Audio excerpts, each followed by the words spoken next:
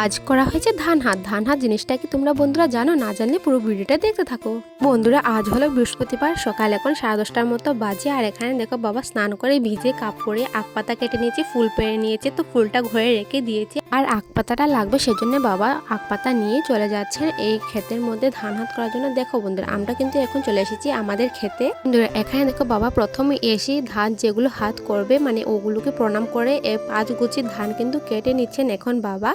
আর যে কাঁচি দিয়ে ধান কেটেছেন ওই কাঁচি সহিতে এই ধানগুলোতে এই কলাপাতায় মুড়ে এখন মাথাতে করে নিয়ে আসবেন বাড়িতে।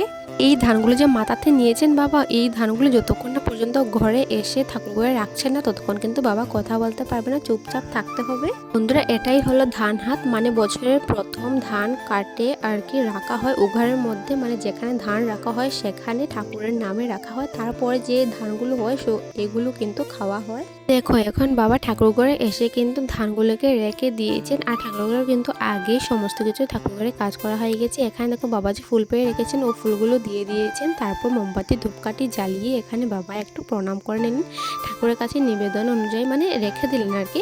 তারপর দেখো পুরো দিনটা রয়েছিল, বিকালবেলা বাবা আবার স্নান করেছিল। স্নান করে কিন্তু ধানগুলোকে মাথাতে নিয়ে এখন উপরের বাড়ি চলে আসছেন। তোমরা তো সবাই জানো আমাদের দুটো বাড়ি, তো উপরের বাড়িতে এই দেখো উগারটা রাখা, তো এখানে এখন ধানটাকে আর কি রাখবে। সে কারণে দেখো এখানে কিন্তু মোছামুছি হয়ে গিয়েছে সুন্দরভাবে। এখন দেখো এই ধানগুলোকে আর কি বেঁধে সুন্দর করে কিন্তু রাখতে হবে উঘারের মধ্যে। আর আমরা যেহেতু এটার মধ্যে ধান রাখি তো এটার মধ্যেই রাখতে হবে। তো বাবা দেখো এখন ধানগুলোকে বেঁধে কিন্তু উঘার মধ্যে রেখে দিয়েছে।